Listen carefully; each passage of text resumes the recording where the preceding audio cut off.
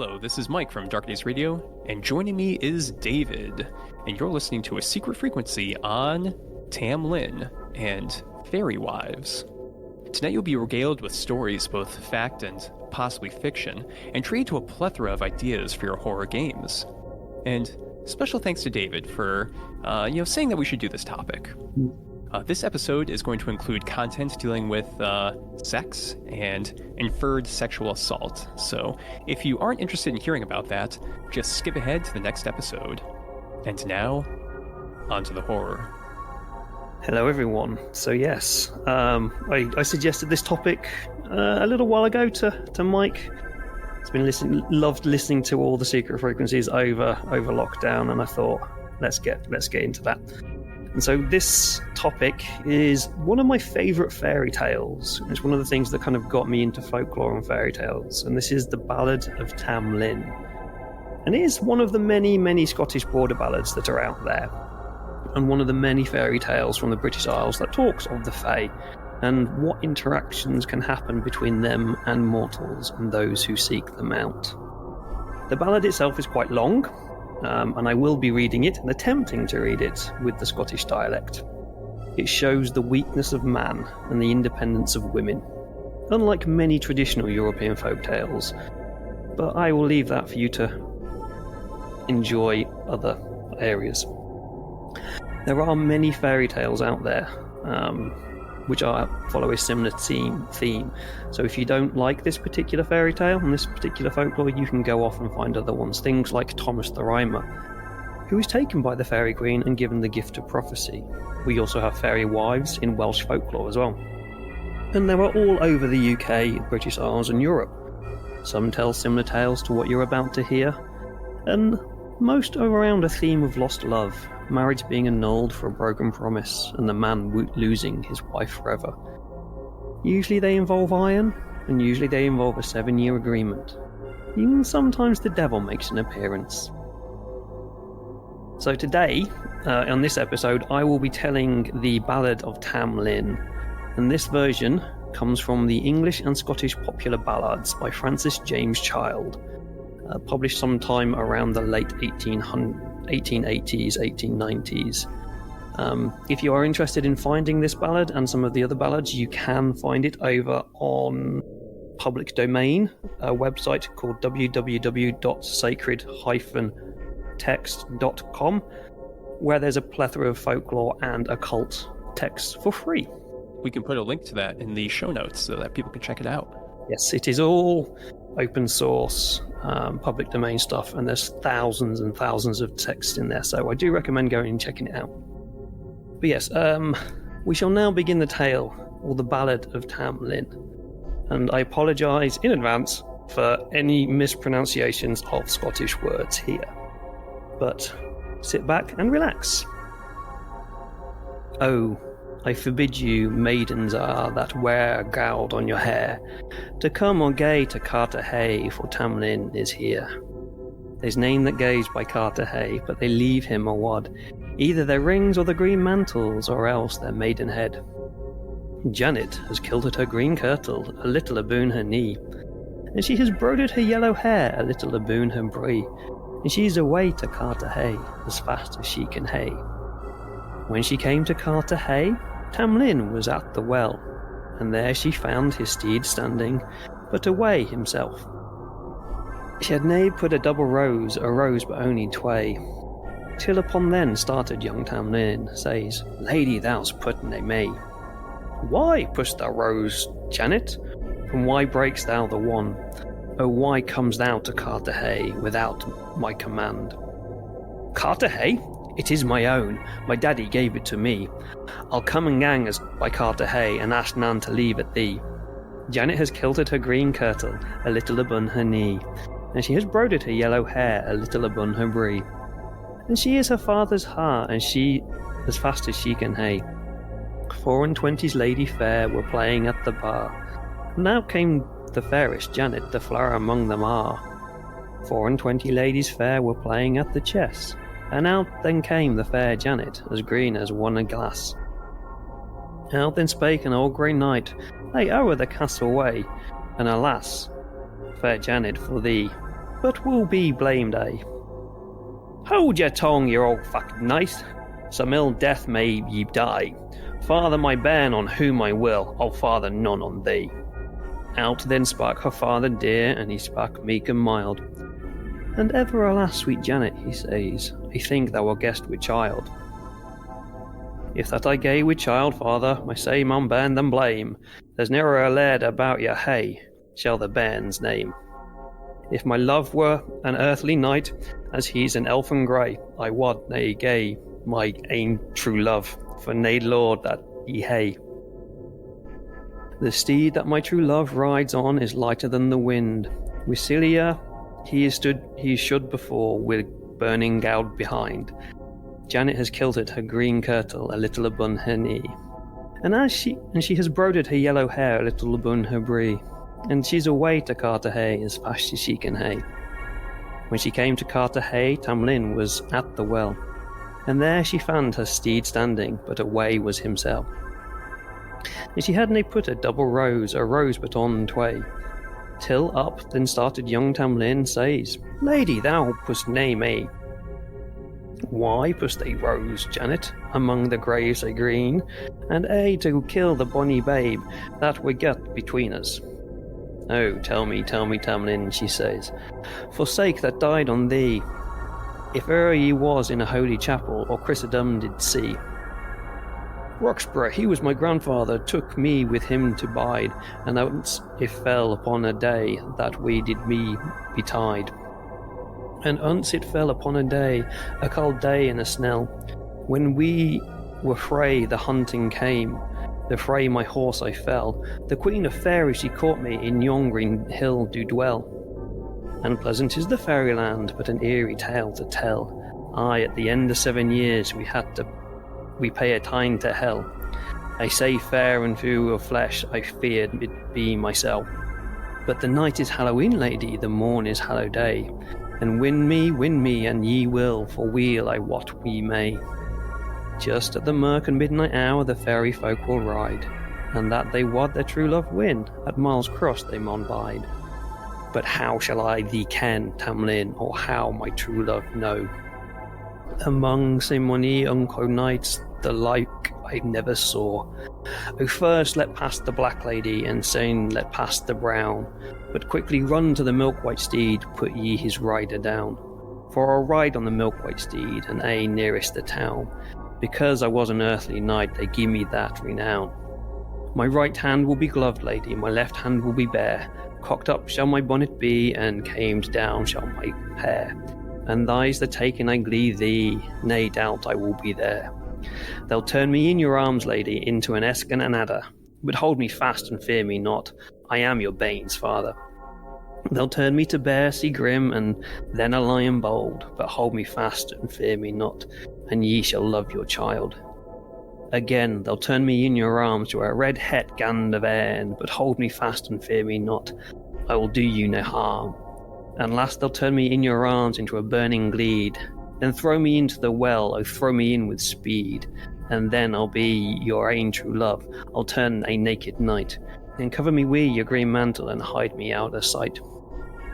Gloomy, gloomy was the night, and eerie was the way, as fair Jenny in her green mantle to Miles Cross she did gay. At the murk of midnight hour she heard the bride's song, she was as glad as that as an earthly thing. First she let the black pass by, and seen she let the brown, but quickly she ran to the milk-white steed and put the rider down. Sae weel she minded what she did say, and young Tam Lin did win. Syne covered him with her green mantle, and blithe as a bird did sing. Out then spake the Queen of the Fairies, out of a bush of broom. Them has gotten young Tam Lin, has gotten a stately groom. Out then spake the Queen of Fairies, and an angry woman was she. Shame betide her ill-fared face, and an ill death may she die, for she's ta'en away the bonniest knight in a my company. But had I kenned, Tam Lin, said she, what now this night I see, I would had ta'en out thy twy green, and put it twy in a tree. And there we have it. Well done. Well done. Reading all that Scottish, especially at the end there, that really was like, whoa. Yeah. It's not the easiest thing to read, and you hear me stumble a few times in there, and there are a few retakes that you'll kindly edit out for me, but No problem. But yeah, David, what did all that mean? I mean, I think we got some of the key plot points, but could you translate it into just a more digestible paragraph? yeah, okay. So this is the version I just read there is actually, it is an Old English version, but you can find this story in all sorts of fairy tales and other versions. And so basically what it all comes down to is a woman. In this version she's called Janet, who just decides to go wandering in a forest called Carter Hay, where she meets a bloke who is like, this is my wood, why are you here? You give me a flower and bugger off, basically, because this is my wood and I don't want you here. She doesn't. She says it's her flower, it's her wood, and she'll do what she wants to do. But she does, okay, yeah, whatever, I don't really like you creepy man, I'll leave anyway. She then goes back to her own castle, where she's kind of having a meal with her parents and her daddy, and he's got a load of his own knights around there, and one of them asks for his hand in marriage. And she says, no, you won't be the father of my child, suddenly admitting to everybody in the room that she's actually pregnant. Yeah, we'll deal with how that might have happened later. So after that, she's obviously revealed that she's with child, and she tells everyone who the father of the child is, and reveals it as Tam Lin. And everybody in there kind of goes, oh, Tam Lin, he's that evil elf person in the woods. But she's like, no, he's not. He's a nice person, and I love him. So she buggers off back into the woods, where Tam Lin reveals himself as not an elf, but a knight, who had unfortunately been captured by the Queen of the Fairies, and has been kept by her side for 7 years. Where in other versions, he spends many, many joyous days and nights drinking and carousing and doing all fun things that you can do in the fairy kingdoms. But what he also reveals is that at the end of the 7 years, in a few nights' time, the fairies have tithed him to hell. And so every 7 years they actually sacrifice someone to the devil, and that only she can save him. She's told to watch for the procession on Halloween and grab him from his white horse and drag him away. That bit was kind of obvious. Depending on the versions you read, there are different creatures that he will then turn into when she grabs him. So she kind of like flying leaps him off a horse, and then has to kind of wrestle and hold him on the ground. And he gets turned into various beasties. There's an adder, a bear, a lion. And in all versions, the last thing that he turns into is a hot stone. When he turns into that hot stone, he's meant to be thrown into a well. Once it's cooled off, he returns to human form, naked, which he then must cover him in her green mantle and hide him outside. The Fairy Queen is a little bit annoyed at this. She's not particularly too happy about this, because obviously she's now got to go and find another sacrifice to hell. And that last couple of sentences that are really hard to understand, it's all about knowing that if she had actually prepared better, she would take out his eyes and put them in a tree. But I'm not going to go into all the details and things behind that and where it would exist and stuff, because there's other stories relating to that. Whoa, but yeah, that's pretty serious. Yeah. She pulls out his eyes in one story. So. Ooh. Okay. Well, I mean, seems like Janet's real nice, and she'll take care of him. She'll still take care of Tam Lin. Yeah, I mean, it's a little weird. Like, she calls him like an old-faced elf or something, and then she's like, no, I love him, I'm gonna go run off to the forest and be with him, and then finds out that he's not an elf, he's just a dude. Yeah, it's all a bit. It. She thought, oh, you're just an ugly elf, but it's like, no, he's actually just probably a handsome man. Yeah, like, well, he's better than all these old men that my dad has got running after me, all these old drunk Scottish men. I'd rather go with a weird elf than all these men. Interesting. But one of the things with this ballad compared to a lot of the other fairy tales, is she does this by her own accord. It's all Janet's way. She does it because she wants to do it, and that's not usually the way in folklore. But we can have a long discussion about sexism in folklore on another day, because it's horrendous. Indeed. But well, with this tale that we have and the kind of translation and explanation you gave us, David, how can we use this in our horror role-playing games? What games kind of jump out at you to be used? So the first two games that jump out at me completely with this, and I know you've got a lot to say on one of them, but I'll start with Vaesen. It's a game we've not talked about yet on Darker Days Radio, as far as I'm aware. I won't go into it too much, because I'm hopefully going to be doing an interview soon with one of the writers. But it's a Victorian Nordic horror RPG by Free League. And what you can do is you can probably play this pretty much as written. So in Vaesen, the Vaesen themselves are spirits. They all have a ritual behind them that you need to solve. So there's a mystery that goes throughout it, and you need to solve the puzzle of the ritual to stop the Vaesen from basically being mean and horrible, or save them from mean and horrible humans. And so here we see a human has been captured by the Vaesen.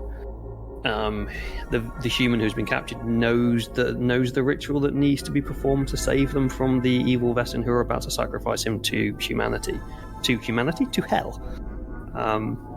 And so even within the actual core book, there are fairies in there, and you've obviously got connections to iron and things in there, but it's a really, really easy story that you can kind of instantly put into that Victorian setting, because that poem was written in the late 1800s. That's the one that first jumps out to me. Vaesen is an amazing game. If you've not read it or looked at it, do look at it. They look out for an episode sometime in December, I'm hoping, where we'll have one of the writers. I'll be interviewing one of the writers with that. The next one, I'll let you say more about this one, because this is obviously World of Darkness and Chronicles of Darkness, and we have Changeling the Lost. Sure, yeah. So, talking about Changeling the Lost, there's a lot you can do. Obviously this is a fairy tale, so there are a lot of themes that match up pretty well with all the Changeling games. We'll just focus on Changeling the Lost first. So, the situation with Tam Lin, you can definitely recognize, because this knight has stumbled into a gentry court, probably crossed into the hedge and then into Arcadia, and is now been captured, and is probably bound in servitude to this gentry fae. This knight, I assume, has probably been partying a lot, consuming goblin fruits, which would certainly give him very odd features, and maybe some kind of strange abilities when he actually returns to the mortal world. And we know from this story right here that he has returned. People know of him. There's stories about him, and eventually he does meet Janet. But the question I really come away with is why he doesn't run away from this servitude. In a lot of cases, the gentry do not like to allow their changelings to cross back into the mortal world, because then they kind of lose control of them. Usually they have contacts with privateers who are kind of semi-independent changelings in the mortal world on the other side, who kind of do their bidding, maybe capture rogue changelings and drag them back, or stuff like that. But they usually don't like to send their own back into the mortal world. So I have to wonder, was this knight now a privateer himself? Was this knight, Tam Lin, being watched by something? A huntsman, perhaps, that would ensure that he always comes back? Or maybe there was some sort of a bond or joy that had him keep returning to Arcadia through the hedge. It's one of the wonderful things I actually kind of quite like about this story is in any of the versions, there is nothing really that states as to why he keeps going in and out of the two realms and why he's allowed to do these things. So playing on that is a really nice idea. Yeah, certainly. And I mean, I don't really have any incredible answers at the moment. But I think that would be really the basis. If you're doing Change the Lost, that's what you really wanted to decide upon, and then kind of play with this some more. Maybe here's something. Here's the dark the dark twist, David. He's going to be sacrificed. He's the one who will be sacrificed every 7 years unless he drags someone back in or something like that. So that's why he's going out. He's actually going out to try to drag someone in to take his place in the 7-year sacrifice. And again, that plays on a lot of the ideas of some of these stories we see in folklore, is that to get out of these places, you have to bring in somebody else. That would be a nice dark thing to throw in there. Yeah, I think that'd be good. And then you can add in kind of an emotional attachment. Maybe he doesn't want to sacrifice Janet and decides that he will sacrifice himself instead, especially because she's now carrying his child. Sure, yeah. So I think that works. Yeah, I think that works right there.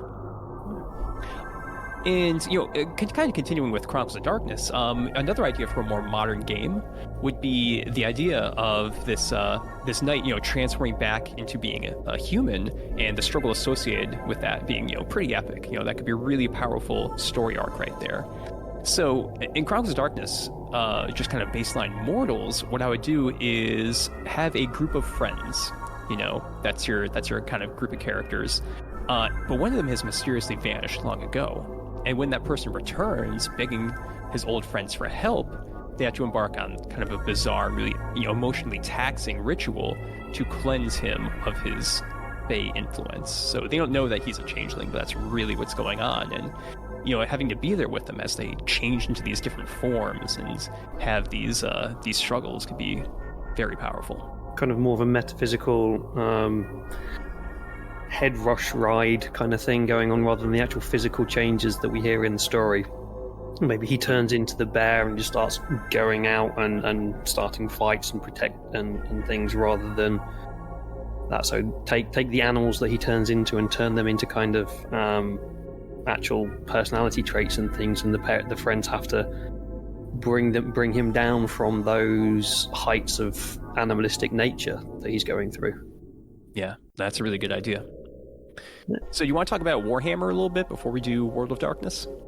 Yes, yeah. So Warhammer, we'll go straight into Warhammer Fantasy, because this is the one that it instantly screams at. Warhammer Fantasy, you have the Wood Elves and Lothlorien in there. As a very, very quick idea, when I was just thinking about this walking home, actually, from uni, very, very quick idea. You have a noble lord or merchant. They've gone on, they're taking their wares away somewhere, and they're travelling past Lothlorien. And the noble lord has a son who is a bit brash and up himself, and is not worried about the world because he's a noble and he's got the rights to everywhere. And he's heard the stories of Lothlorien, but doesn't really pay that much attention to them. And so he goes wandering into the woods of Lothlorien, and that's a mistake, isn't it? The Wood Elves come out, and rather than doing what they usually do, they rather than just killing him, they'll do the other. They can do something else. They can morph the woods around the Lord and the noble son, and so he just continues walking in a circle. And you hear this in a lot of the Warhammer Fantasy books over the roleplay, that they'll lead the humans astray through the woods. And so they just kind of lead him on a circle, and every 7 years he comes back to the point where he was lost. Not every 7 years, every year he comes back to the point where he was lost.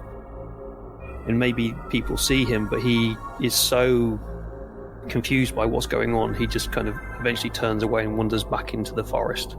And you kind of have to bring him out there.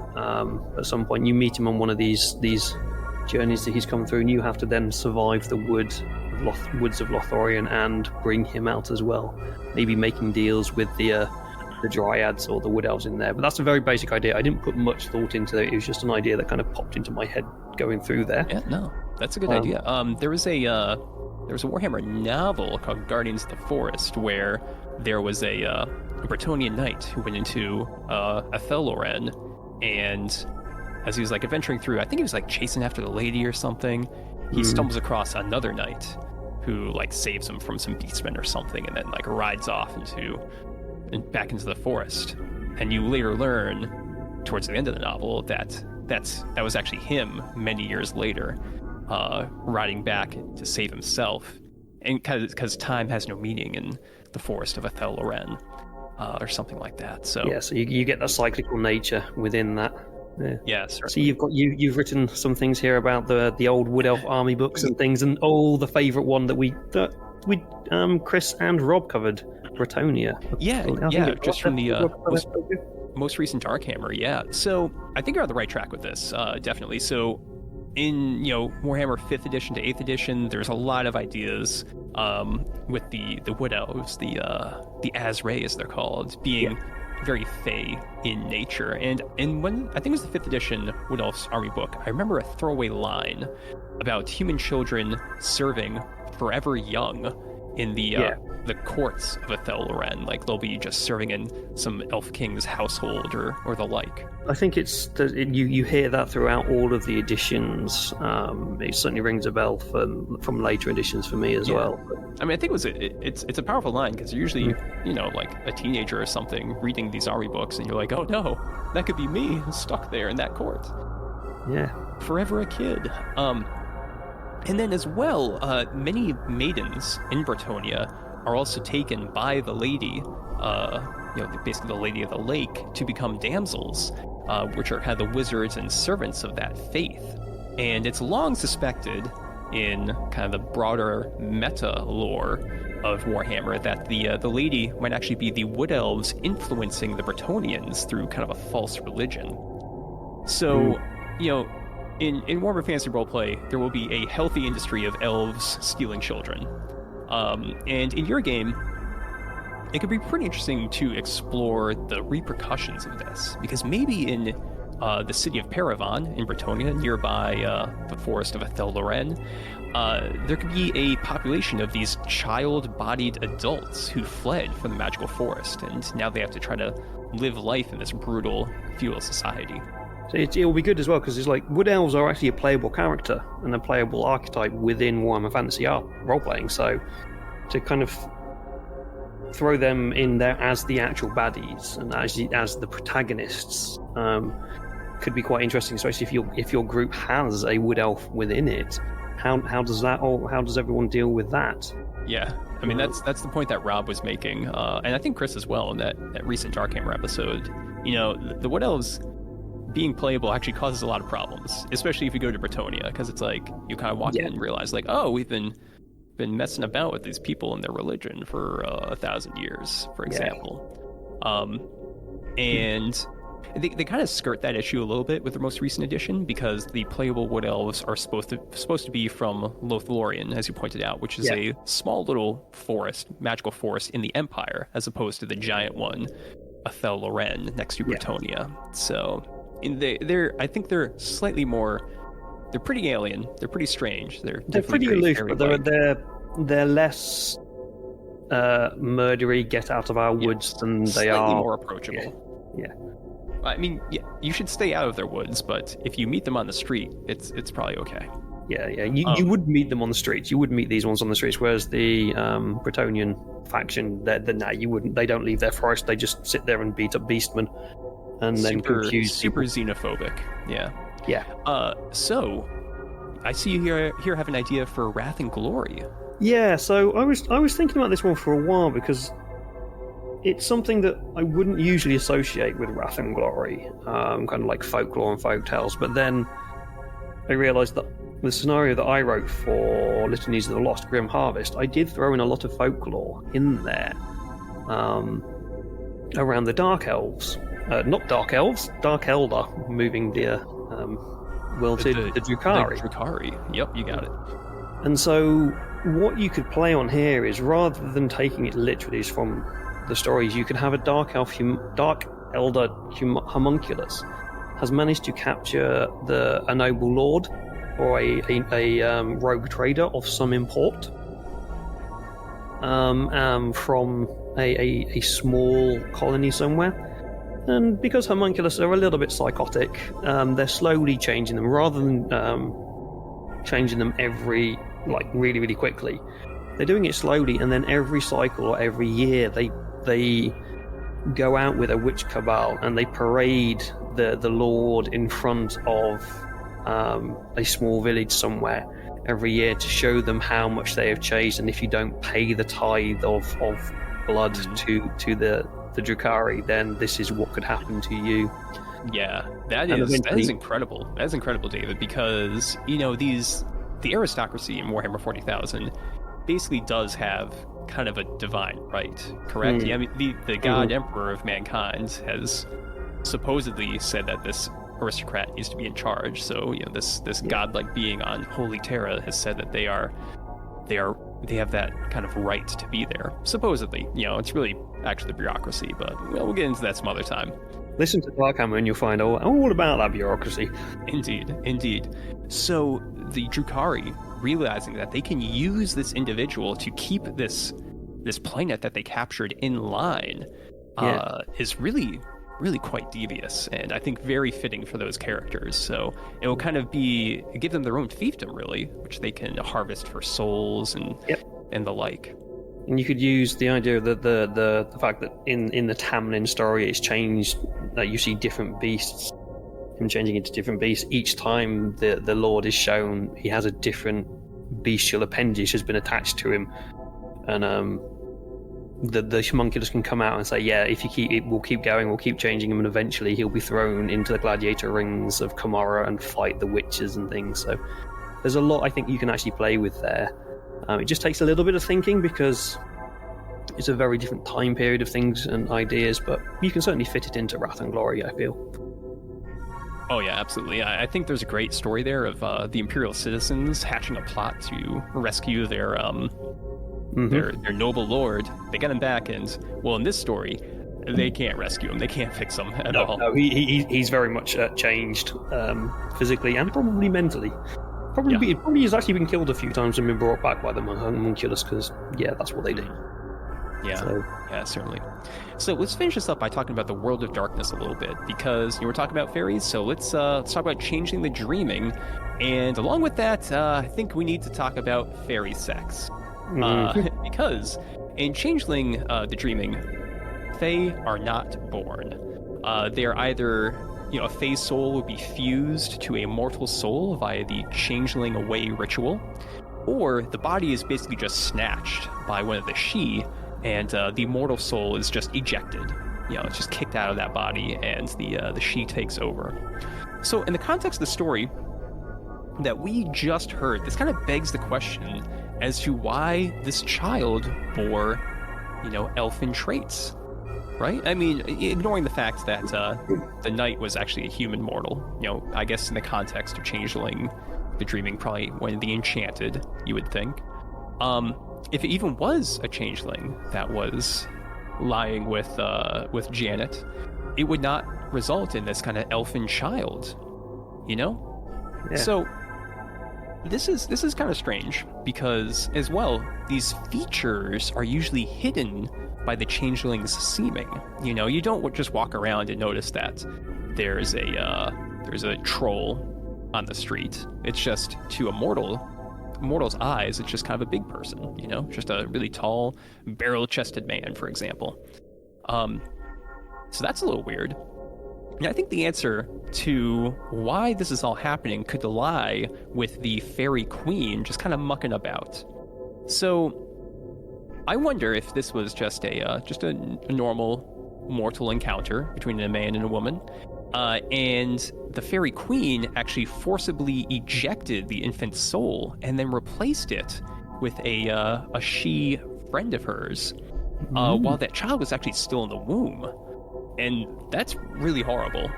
And it's also kind of makes sense now we're reading about this, because even in mortal form, the she tend to be, hashtag super pretty. They have this alien beauty about them. So it could be that this child has kind of an elven kind of trait to them, even when they're born. You also kind of explain it. Yeah, it can also lend into that idea, like we don't know how the pregnancy happened. It's not really mentioned much. Some of the other stories do talk about it, Tam Lin forcing himself upon to Janet, or sometimes Janet even forces herself upon him. So you can play on that kind of idea then as to kind of where the actual pregnancy came from. Yeah, I had an idea And it was so I was reading a BBC article many years ago, and there was a woman and her daughter who went on holiday, and then when they came back to, I guess, the UK or whatever, her daughter was pregnant, and she sued the resort saying that her daughter got pregnant from the pool. Oh God, yes, I know this story. Yeah. I mean, I don't even know how it all turned out. I don't care, but it did give me the idea that maybe the Enchanted Forest itself could just gift women with children. That could be what happens in this place, or it could be the meddling of the Fairy Queen and some sort of a devious plot. So you could, in this case, just completely remove any intercourse from the story and yet still have the child there, which could make the case of Tam Lin even more intriguing because he didn't really do anything. Yeah. He was just happened to be there, and he's just been blamed for it all. Correct. But in the context of Changeling the Dreaming, in a modern setting, if a bunch of these, elfin children just start popping up all over the city, the local freehold is going to take notice, and they're going to have probably your motley of changelings go and investigate. And who knows what you're going to find? Maybe the evil Fairy Queen is one of the Duantain or the Thalane, and it has to be stopped or handled in some way. Maybe some barter or agreement needs to be made between these different Fae. Mm-hmm. Yeah. And finally, we should probably talk about Dark Ages Fae, because it takes a very different approach to the Fae than the other two Changeling games that we already mentioned. So in Dark Ages Fae, the Fae are inhuman creatures that live in another world. They're living in the mists, kind of outside of our reality. And they're really, as the game is written, they're much more concerned about their own Fae affairs, including this war that's been raging for eons between the different, seasonal courts. But they do have one reason to interact with mortals, and that is because they can create pacts. And pacts, which these pacts must be maintained to retain their power. So it may be that the maiden Janet's child is actually a physical manifestation of such a pact, and that can make a lot of sense. So the pact must be maintained, and thus the child must survive, and it also gives kind of a finite length to the pact, since the child will eventually die. So for a Dark Ages game, you can have it so that that child is now the town elder. They've grown up, they're maybe like 60, 70, 80 years old at this point, but the pact is long forgotten by the mortal populace. However, their benefactors' enemies, maybe from the Summer Court, they still remember. And there's probably some tomfoolery going on, some hijinks, some shenanigans, or maybe something more dreadful and horrific, which leads to the local band of inquisitors investigating to see what is happening in the town, and discovering that this agreement exists and that these strange magics are at work. Yeah, Dark Ages Fae is not a game that I'm au fait with, but that sounds like a really cool way to look at it. That pact idea, and then taking it rather from where the story is now, kind of what's happened in the future. What happens with this child that has this connection to the Fae?